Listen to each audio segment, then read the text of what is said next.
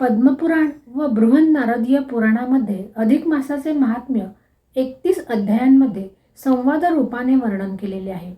अधिक मास हा दर 3 वर्षांनी येतो.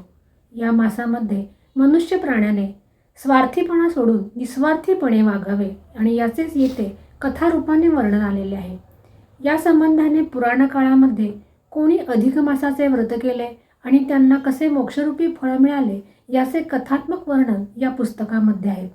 या अध्यायामध्ये मुख्यत्वाने सूत हे शौनकादिकांना नैमिषारण्यामध्ये हा सर्व कथाभाग सांगतात असे मुख्य सूत्र आहे आणि यामध्ये नारायण नारद संवाद, श्रीकृष्ण पांडव संवाद आणि वाल्मिकी दृढधन्वा संवाद हे प्रधानाने आलेले आहेत. आज सर्वप्रथम आपण अधिक मासाच्या पहिल्या अध्यायाचे श्रवण करणार आहोत. श्री गणेशाय नमः. श्री गुरुदेवताभ्यो नमः. ओम पुरुषोत्तमाय नमः. कथा. एकदा ब्रह्मदेवाचा मानसपुत्र नारद मुनी त्रैलोक्यामध्ये स्वेच्छेने फिरत असता हिमालयाच्या जवळ असणाऱ्या बद्रिका वनामध्ये आले. तेथे नारायण ऋषींचा आश्रम होता. तेथे तपोवन होते. गगनचुंबी वृक्ष होते. घनदाट अशी छाया होती. निबिड वृक्षातून सूर्यकिरण हे क्वचितच भूमीवर पडत होते. अनेक लताकुंजही ठिकठिकाणी शोभत होते. बोरे, रातांबा, बेल, जांभूळ, फणस, आवळा असे अनेक प्रकारचे वृक्ष तिथे होते. गंगेचा प्रवाह हा विष्णुपदाजवळून वाहत होता. पशुपक्षी परस्परांचे वैर विसरून सुखाने विहार करीत होते. तुळशीच्या फुललेल्या बागा होत्या. फुलझाडे बहरलेली होती. जाई, जुई, चंपक, मालती कितीतरी बेली तेथे होत्या. त्यांच्या फुलांचा सुगंध हा पसरला होता. तपस्वी लोकांच्या पर्णकुट्या गंगा तीरावर शोभत होत्या. ठिकठिकाणी योगी ध्यान लावून बसले होते. अनेक सिद्धगण तसेच देवही तेथे आनंदाने येऊन राहत होते. अशा ठिकाणी नारदमुनी अकस्मात आले. तेथे महान तपस्वी जितेंद्रिय नारायण ऋषी ब्रह्मचिंतन करीत बसले होते. त्यांना नारदाने साष्टांग नमन केले आणि हात जोडून उभे राहून नम्रपणे आणि गोड शब्दात बोलू लागले. हे नारायणा, तू निष्काम आहेस. तुला कर्माचे बंधन नाही. तूच परमेश्वर आहेस.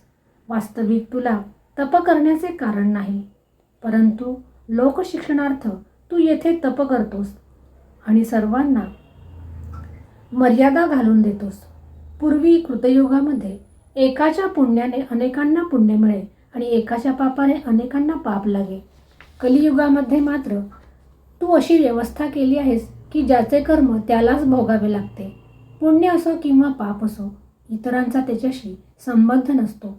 सर्वांनी आपापले कर्म करावे हे स्वतःच्या कृतीने तू शिकवले आहेस. हा असार संसारामध्ये सर्व लोक विषयासक्त झालेले आहेत. तरी त्यांचे कशाने कल्याण होईल आणि माझेही कल्याण होईल असे काहीतरी योग्य कार्य तू मला सांगावेस अशी विनंती आहे. मी तुला शरण आलेलो आहे. तू परोपकारी आहेस असे वेदही म्हणतात. तरी लोकांवर उपकार करण्यासाठी अशी कथा मला सांगा की ज्यामुळे लोक हे निर्भय होतील. नारदांची विनंती ऐकून नारायण ऋषींना आनंद झाला. ते कथा सांगू लागले. शंका आली की नारद मुनी प्रश्न विचारत आणि नारायण ऋषी त्याचे समाधान करीत असत. नारायण ऋषी म्हणाले, नारदा, पुरुषोत्तमाचा महिमा सर्वात मोठा आहे. नारदाने विचारले, पुरुषोत्तम हा कोणता देव आहे? हे नवीनच ऐकतो आहे. त्याची कथा सविस्तर सांगावी. नारायण ऋषी म्हणाले, तुझा प्रश्न चांगला आहे. पुरुषोत्तम हे एका महिन्याचे नाव आहे. त्या महिन्याचा स्वामी हा पुरुषोत्तम आहे आणि म्हणूनच या महिन्याचे नाव पुरुषोत्तम असे पडले आहे. या मासाचे व्रत योग्य प्रकारे आचरण केले तर पुरुषोत्तम हा देव प्रसन्न होत असतो. नारदांनी विचारले, प्रत्येक महिन्याला स्वामी असतो, पण त्या स्वामीमध्ये पुरुषोत्तमाचे नाव मी काही ऐकले नाही. हा कुठला महिना? त्याचा स्वामी पुरुषोत्तम कसा आहे? त्या महिन्याचे स्वरूप काय आहे? त्या महिन्यामध्ये कोणती कृत्ये करावीत?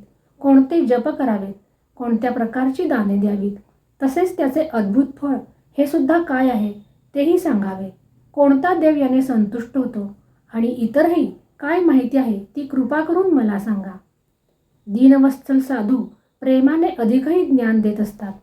हे नारायणा, या पृथ्वीवर अनेक लोक असे आहेत की जे परस्वाधीन आहेत, दरिद्री आहेत, कुणी रोगी, कुणी निपुत्री, कुणी जडबुद्धीचे, कुणी मुके, आंधळे, खोटारडे, कुणी विद्याहीन, कुणाचे फाटलेले कपडे, कोणी नीच, लंपट, जराजर अवस्थेतील, नास्तिक, दुसऱ्याचे गुलाम, निराश, शक्तिहीन, कुरूप, कुष्ठरोगी, कुणाचे आईवडील मेलेले असलेले, कुणाला मित्रच नाहीत, कुणाला हवे ते मिळत नाही, असे अनेक प्रकारचे दुःखी लोक येथे आहेत. काय श्रवण केले असता आणि आचरण केले असता त्यांची स्थिती सुधारेल? काही स्त्रिया विधवा, निपुत्रिक, हीनांग, अतिशय दुर्धर, संकटात सापडलेल्या, रक्तपित्त, अपस्मार आणि क्षय अशासारख्या योगांनी ग्रस्त अशा स्त्रिया आणि पुरुष असतात. त्यांची स्थिती पाहून मला खूप वाईट वाटते. तरी मजवर कृपा करा. तुम्ही सर्व तत्वज्ञानाचा अखंड निधी आहात. नारायण ऋषी म्हणाले, तू उत्तम प्रश्न केला आहेस. तरी मी श्रीकृष्णाने युधिष्ठिराला जे व्रत सांगितले तेच तुलाही सांगतो, ते ऐक. दुर्योधन आणि इतर कौरव यांनी द्यूतामध्ये युधिष्ठिराला हरवले, त्याचे सर्वस्व हिरावून घेतले आणि शेवटी द्रौपदीलाही पणाला लावले आणि युधिष्ठिर त्यामध्ये हरला. दुःशासनाने द्रौपदीची विटंबना केली, पांडवांची निर्भत्सना केली. सर्व खाली माना घालून बसले होते. कृष्णाने गुप्तपणे तिचे रक्षण केले. पुन्हा पांडव दूत्यामध्ये हरले आणि त्यांच्या नशिबी वनवास आला. पाचही पांडव आणि द्रौपदी काम्यक वनामध्ये वनवासी लोकांप्रमाणे राहू लागले. वल्कले नेसू लागले, कंदमुळे खाऊ लागले, पाण्यासाठी कमंडलू वापरू लागले, साध्या वस्त्रात भूमीवर झोपू लागले आणि अनेक प्रकारची दुःखे भोगत राहिले. त्यांना भेटायला एकदा द्वारकेचा राजा श्रीकृष्ण काम्यक वनामध्ये आला. अत्यंत प्रेमाने पांडवांनी त्याचे स्वागत केले. द्रौपदी ही रडू लागली. पांडवांची दैन्यावस्था पाहून आणि कृश झालेली द्रौपदी पाहून श्रीकृष्णांचे हृदय द्रवले. कृष्णांच्या अंगामध्ये क्रोध संचारला. त्यांचे रूप भयानक झाले. त्याच क्षणी त्यांनी कौरवाचा नाश करण्याचे ठरवले. पांडव हे घाबरून गेले, परंतु अर्जुनाने अतिशय नम्रपणे गोड बोलून श्रीकृष्णांचा राग हा शांत केला. त्याच्या युक्तिवादाने आणि शरणागतीने श्रीकृष्ण पुन्हा शांत झाले. तेव्हा पांडवांच्या जीवामध्ये जीव आला. कृष्णाला फलमूलाधिक समर्पण करून आणि बरोबरच्या मुनींनाही त्यांच्या योग्य प्रकारे पूजन करून त्यांनी संतुष्ट केले. आणि नंतर श्रीकृष्णाजवळ संवाद करताना पांडवांना श्रीकृष्ण म्हणाला, मी तुम्हाला काही गोष्टी सांगणार आहे. असे म्हणून नारायण ऋषी म्हणाले, नारदा, तू आता मला जो प्रश्न केलास तोच प्रश्न युधिष्ठिराने कृष्णाला विचारला. तेव्हा कृष्ण यांनी जुनी कथा सांगू लागले. याच ठिकाणी अधिक मासातल्या महात्म्याचा पहिला अध्याय हा समाप्त होतो. उद्या आपण